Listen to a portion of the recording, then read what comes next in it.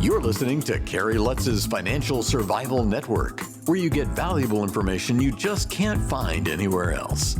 To thrive in today's trying times, you need the Financial Survival Network, now more than ever. Go to financialsurvivalnetwork.com and get your free newsletter and gift. Financial Survival Network, now more than ever. Welcome. You are listening to watching the Financial Survival Network. I'm Kerry Lutz. Well, hey, haven't had our next guest on in a while. Unfortunately, I missed a FreedomFest this past summer because I had to celebrate my entry into the Medicare program.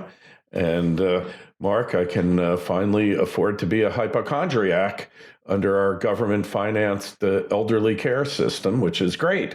So I can finally experience what it's like to constantly be treated for imaginary ailments and real ones too. Luckily, not too many of them. But Mark Skousen, find him at Mark Skousen, SKOUSEN.com, our good friend, founder of FreedomFest, my favorite show, one that I try to never miss. And even in the midst of a pandemic and everything else, made it really difficult to connect. But Mark, it's great to have you back. First thing we're going to hit you over the head with is inflation. All right, you and I are old enough to remember the 60s, 70s, and 80s, and inflation comes in waves. Federal Reserve can do what it pleases, but once the inflationary genie is out of the bottle, it's very hard to put back in, isn't it? Indeed. I remember in the beginning of the year 2000, or the 21st century, the Fed has worked overtime to get inflation to come back. They were not able to achieve their 2% inflation target rate. And so they did everything they could to bring inflation back and get it over 2%. And now they have their wish big time. And it kind of reminds me of Hayek's. He wrote a little booklet called A Tiger by the Tail. And he was actually referring to inflation. He said, like you say, once inflation's out of the bottle, it kind of gets out of control. Ludwig von Mises said that inflation is never neutral. It affects certain sectors more than others. And interest rates, same thing. It affects certain sectors more than others. So it's a period of instability for sure. And there are these time lags that Milton Friedman talks about. I think the Fed has its hands full in trying to deal with this. They caused the inflation with their excessive easy money policies that lasted for over 10 years, since 2009.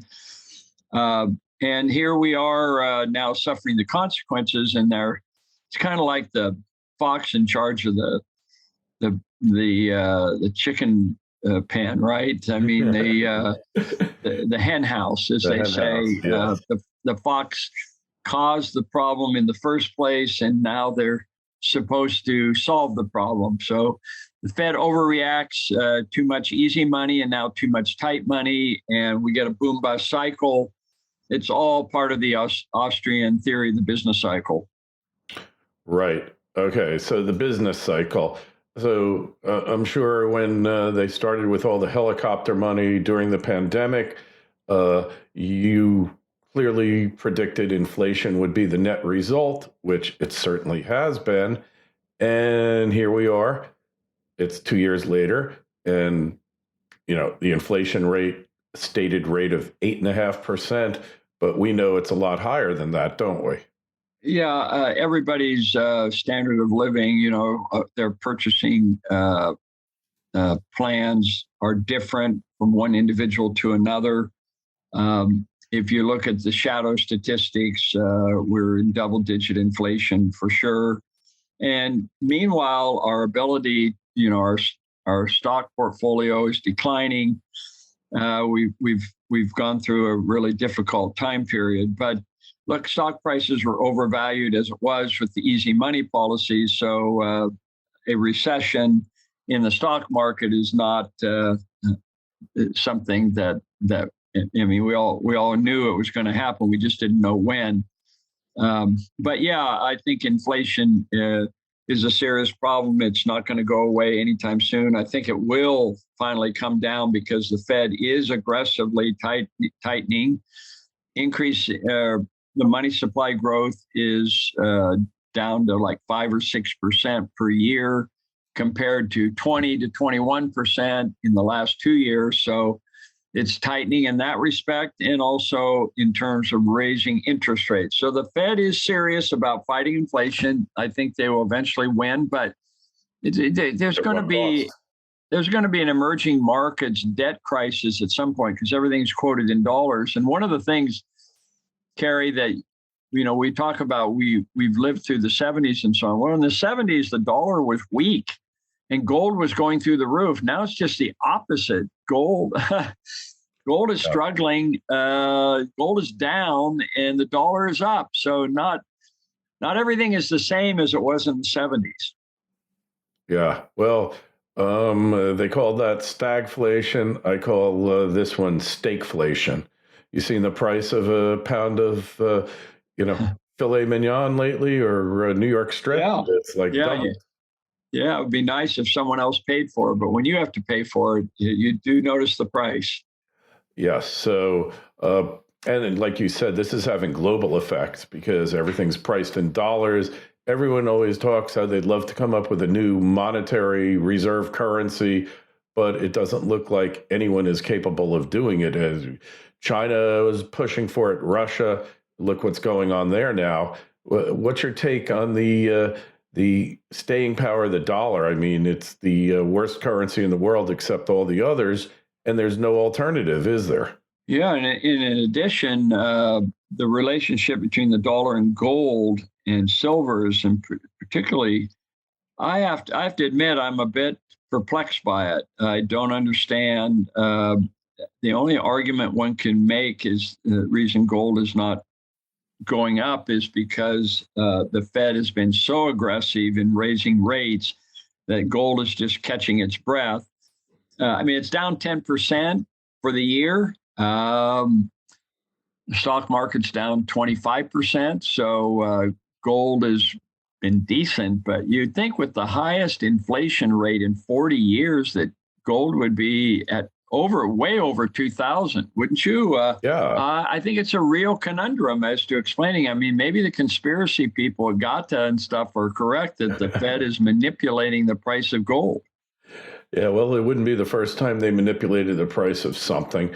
We see global turmoil, Ukraine war, and that should be bullish for gold also. Yeah, you would think. You think the Europeans, but the Europeans have forgotten that gold has always historically been part of their portfolio because they've gotten spoiled since World War II up to now.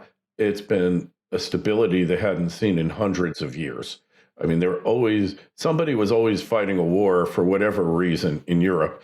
And then they go through this 80-year period where, they had the war in the former Yugoslavia, Serbia, Croatia, all that. But that was like isolated and it didn't really concern anyone. And now, Ukraine, it's on everybody's doorstep. And yet they haven't seen gold as a safe harbor, asset. Yeah, again, I'm pleading some ignorance here to try to figure out what is happening. Certainly very few people predicted that Putin would do this kind of irrational action on. I guess he wanted to go down in history as doing something and not just being a dictator.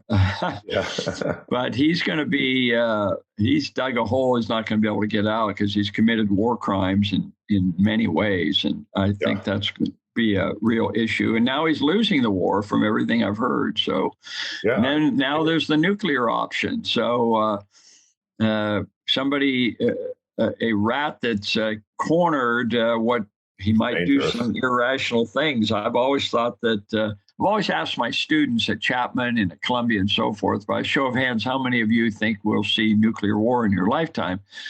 And up until recently, not a single hand went up. They all thought it was just bogus, a threat, but never used. But now more of the students are raising their hands. So it is something to be worried about. Yes, that is for certain. What's your prediction?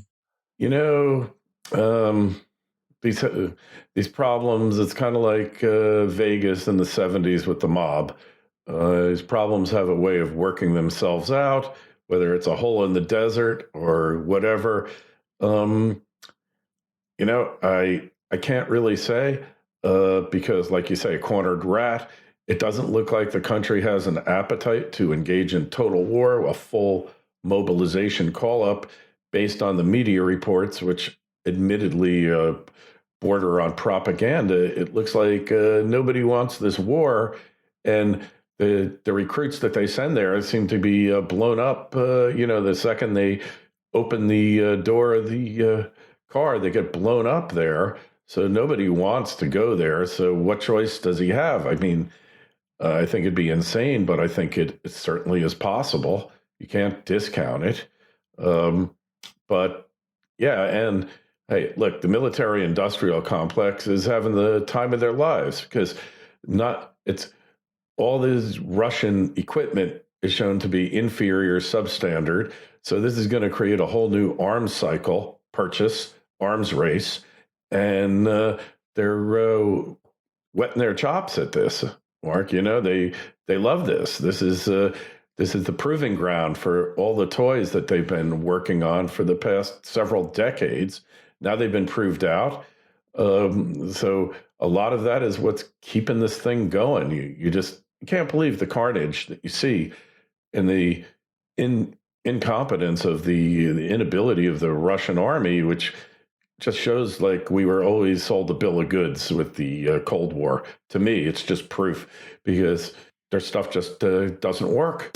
Don't just survive, thrive. The Financial Survival Network. Goldterra Resource Corp is a gold exploration company that has assembled a highly prospective district-scale land position on the doorstep of the city of Yellowknife in Canada's Northwest Territories. Goldterra is currently focused on expanding and delineating gold resources at the company's Yellowknife City Gold Project with a goal of discovering over 5 million ounces. With ready access to infrastructure and multiple high-grade gold discoveries, Goldterra is on track to re-establishing Yellowknife as one of the premier gold mining districts in Canada. Goldterra trades as YGT in Toronto and YGTFF on the OTC. For more information, go to goldterracorp.com. That's goldterracorp.com. This is the Financial Survival Network, the information you need to thrive now more than ever. Yeah, they might have an atomic bomb drop and it won't go off. I mean, who knows? Because you have to have everything work perfectly with the nuclear. Yeah. The U.S. did it. And of course, now we're sending armaments and sophisticated technological weaponry to the Ukrainians, and I think that's helping that's why they're turning the tide on this war. So that's really good. But the supply chains have been definitely disrupted. I think that is a key factor in the inflation. And China also, you can't ignore China. They're the biggest user of copper, for example. And they've been in this lockdown mode and slow growth economy. One wonders, there's just all kinds of uncertainty now. Hey, so I'm glad you raised China. So it's definitely a slowdown. They very well could have had negative growth. We'll never know because as unreliable as U.S. government statistics are, they're the gold standard compared to what China unleashes on the world. Their real estate situation where you've got tens of millions of people, debtors on a mortgage strike, right? They're refusing to pay their mortgage.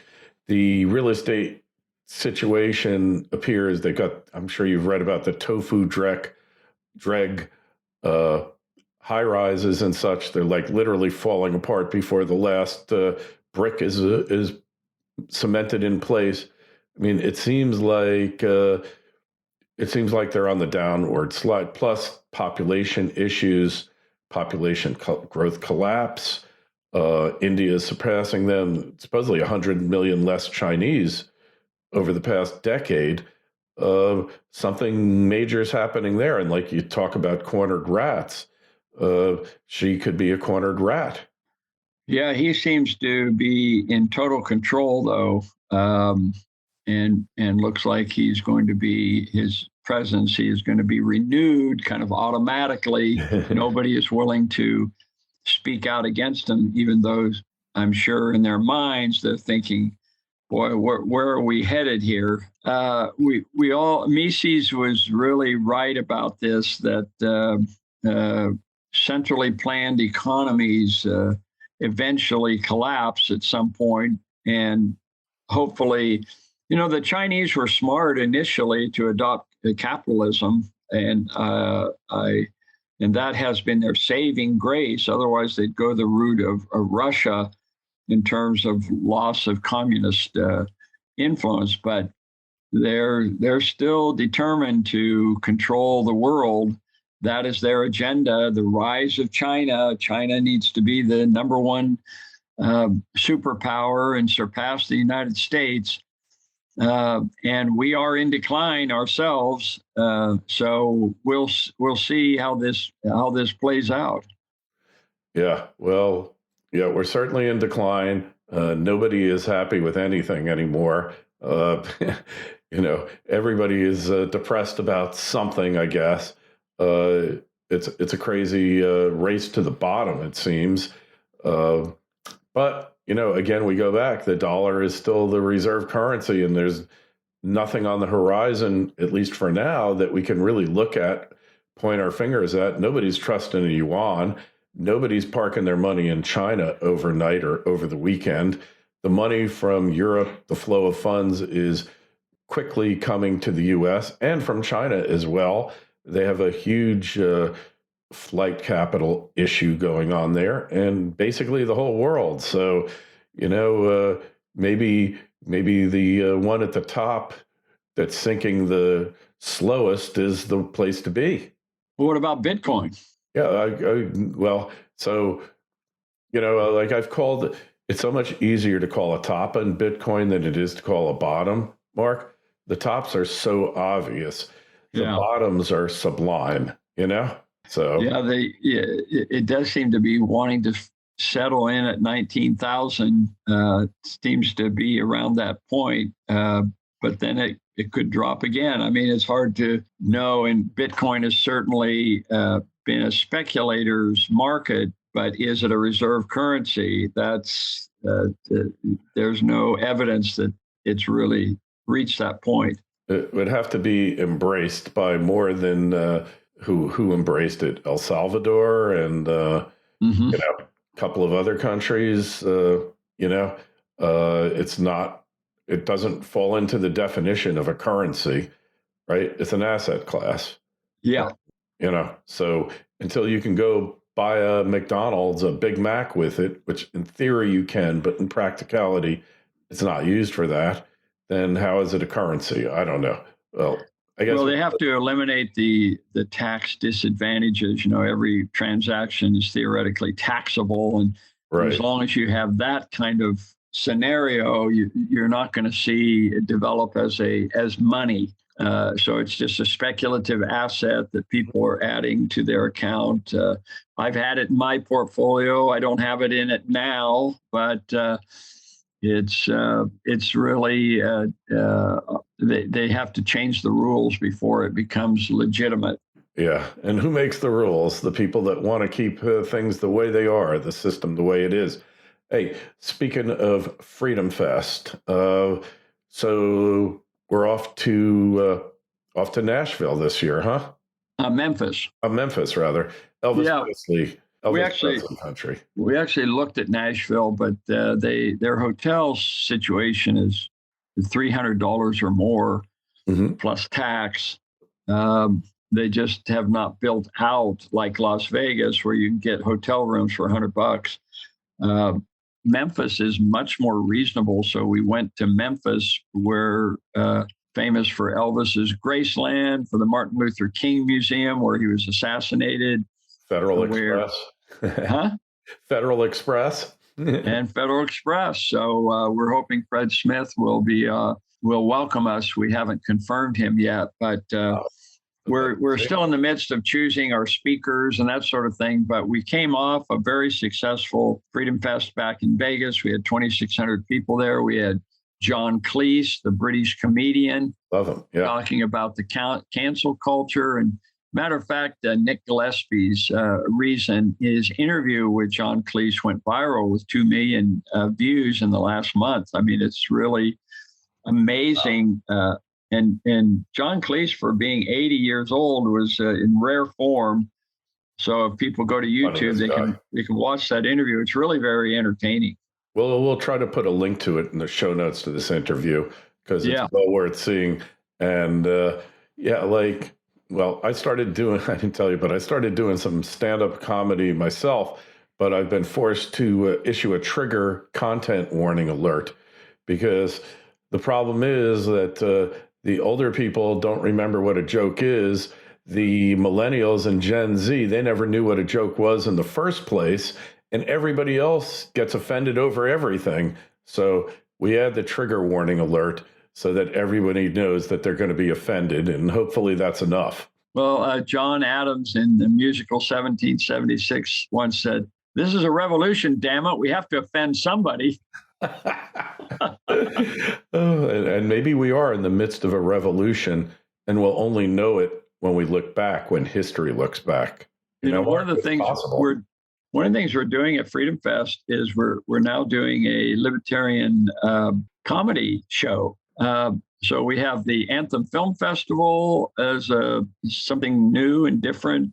We have the Libertarian comedy show where we had John Cleese and also his daughter, who's a stand-up comedian. She appeared along with Dave Smith and the Libertarians. So we filled the we charged $50 or something, and we got 500 people to show up for that.